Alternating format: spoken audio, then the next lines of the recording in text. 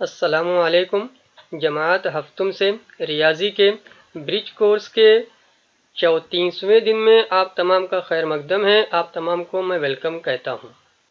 34वें दिन में हमें नफ़ा नुकसान इसके ताल्लुक से मालूमात हासिल करना है और रोज़मर्रा की ज़िंदगी में नफ़ा नुकसान के मुताल्लिक मिसालें हल करते हमें आनी चाहिए। अब नफ़ा कब होता है, नुकसान कब होता है, आप अपनी ज़िंदगी में भी समझ सकते हो कि फ़रोख्त कीमत ख़रीद कीमत से ज़्यादा हो तो फ़ायदा होता है, इसे नफ़ा कहते हैं। आपने कोई चीज़ जितनी कीमत में ख़रीदी है उससे ज़्यादा कीमत में जब आप उसे फ़रोख्त कर दोगे, यानी फ़रोख्त कीमत ज़्यादा हो, तो ऐसी सूरत में हमें नफ़ा होगा। और इसके बरक्स, इसके उल्टा, अगर हम महंगी चीज़ ख़रीद रहे हैं और उसे कम कीमत में हम फ़रोख्त कर पा रहे हैं, यानी फ़रोख्त कीमत जब हमारी कम हो तो हम कहते हैं कि हमें क्या हो रहा है, नुकसान हो रहा है। तो ये एक बुनियादी बात है और मैं उम्मीद करता हूँ कि आपने अपनी ज़िंदगी में इस तरह का कोई ना कोई मामला ज़रूर देखा होगा। आगे बढ़ेंगे आप, तो उन्होंने आइए हल करें का हिस्सा रखा है। उससे पहले आप यहाँ पर जो लेफ्ट साइड में इमरान बैग के ताल्लुक से जो मिसाल है, इसे उन्होंने हल करके बताया है कि किस तरह से उन्हें नफ़ा हो रहा है। और नफ़े के ताल्लुक से उन्होंने ज़ाब्ता बताया कि फ़रोख्त कीमत में से ख़रीद कीमत तक नफ़ी की जाएगी और इस तरह से देखा जाएगा तो आपको 2000 रुपये का नफ़ा इस तरह से उन्होंने मालूम करके बताया है। तो मैं आपसे रिक्वेस्ट करता हूं कि ये जो हल करके उन्होंने मिसाल बताई है, इसे आप लोग डिटेल में line by line, step by step अच्छे से देख लें। हमारे पास जो 5 सवालात हैं, उनमें से हम कुछ सवालात हल करेंगे। चलिए डिटेल में इन सवालों को हल करते हैं। यहाँ इन्होंने पहला सवाल रखा है, दुकानदार ने एक साइकिल 3000 रुपये में खरीदी। 3000 रुपये में खरीदी, यानी खरीद कीमत कितनी है हमारी, 3000 रुपये। इसे 3400 रुपये में फरोख्त कर दी। 3400 रुपये में फरोख्त कर दी, यानी फरोख्त कीमत कितनी है हमारी, 3400 रुपये। तो कितना नफ़ा हुआ। अब ये कुछ आसान सवालात हैं जो आप लोग उंगलियों पर, या जिसे आप लोग जहनी तौर पर या मेंटल मैथमेटिक्स कहते हैं, माइनस करके जवाब निकाल सकते हैं। बहरहाल खरीद कीमत कितनी है, फरोख्त कीमत कितनी है, तो ये हमने अभी देखा कि हमारी जो खरीद कीमत है वो 3000 रुपये है। ठीक है, तो यहाँ पर हमारा जवाब आएगा 3000 रुपये खरीद कीमत। और हमारी फरोख्त कीमत कितनी है, तो वो फरोख्त किया उन्होंने कहा है कि वो 3400 रुपये में, तो यहाँ पर हमें 3400 रुपये इस तरह से लिखते आना चाहिए। उसके बाद हमें नफ़ा मालूम करना है, तो नफ़े का मुताल्लिका जो ज़ाब्ता है कि नफ़ा बराबर फरोख्त कीमत नफ़ी खरीद कीमत, ये ज़ाब्ता हमें लिखते आना चाहिए। आपने ये ज़ाब्ता 5वीं क्लास में भी सीखा होगा और ये एक आम ज़ाब्ता है कि फ़रोख्त कीमत में से खरीद कीमत जब नफ़ी की जाएगी तभी हमको समझेंगे कि हमारा कितना नफ़ा हो रहा है। उसके बाद फरोख्त कीमत के मकाम पर उसकी कीमत आएगी 3400, खरीद कीमत के मकाम पर उसकी कीमत आएंगी 3000 और नफ़ी करके, तफरीक करके आप जवाब मालूम करेंगे। आपका जवाब तैयार होगा, नफ़ा बराबर 400 रुपया। और आखिर में आप इस तरह से जुमला लिख करके बात मुकम्मल कर सकते हैं कि दुकानदार को 400 रुपये नफ़ा हुआ। तो एक आसान सा सवाल था। आगे बढ़ते हैं और देखते हैं कि दूसरे सवाल में उन्होंने शगुफ्ता खाला ने, अब यहाँ पर फिर से आपको खरीद कीमत देखते आना चाहिए, फरोख्त कीमत देखते आना चाहिए। खरीद कीमत कितने रुपये है, तो यहाँ पर आप देखेंगे शगुफ्ता खाला ने 475 रुपये का दूध खरीदा। तो खरीदा का मामला है, यानी ये खरीद कीमत आपकी है 475 रुपये। 475 रुपये आपको इस डैश में लिखते आना चाहिए। उस दूध का दही बनाकर 700 रुपये में फरोख्त किया। तो यहाँ पर फरोख्त कीमत कितनी है, तो फरोख्त का जिक्र है और कितने रुपये की बात है, 700 रुपये की बात है। तो 700 रुपये आपको यहाँ पर लिखते आना चाहिए। थोड़ी थोड़ी मैं इशारे दे रहा हूँ आपको खुद लिखते आना चाहिए। उसके बाद हमारा फिर से ज़ाब्ता रहेगा, नफ़ा बराबर फरोख्त कीमत नफ़ी खरीद कीमत। और इस तरह से इस ज़ाब्ते में हम लोगों को कीमतें रखते आनी चाहिए कि 700 रुपये नफ़ी 475 रुपये, और फिर नफ़ी करके आपको ये जवाब देखते आना चाहिए। नफ़ी करके आप खुद मालूम करेंगे कि 700 रुपये में से 475 रुपये नफ़ी करते हैं तो जवाब कितना आता है, और उसी के मुतालिक आपको आखिर में जुमला बनाकर लिखना है कि शगुफ्ता खाला को डैश डैश रुपये नफ़ा हुआ। आपको डैश डैश नहीं लिखना है, आपको उसमें जवाब लिखना है।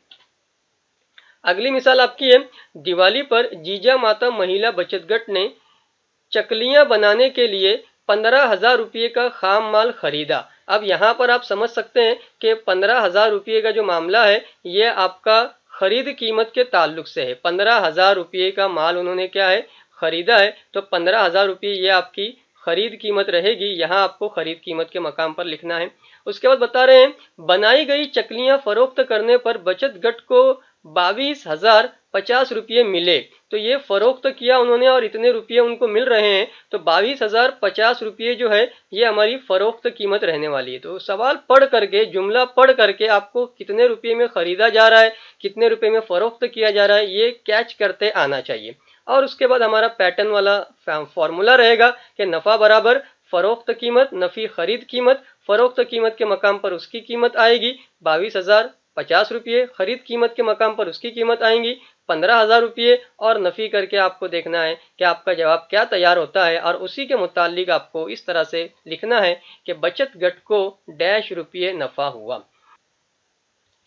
अगला सवाल है, फारूक ने थूक बाजार में मेथी की 100 गट्ठियां 400 रुपये में खरीदी। तो यहाँ पर 400 रुपये में खरीदने का जिक्र है, यानी यहाँ से हमको खरीद कीमत देखते आना चाहिए कि हमारी खरीद कीमत रहेगी 400 रुपये।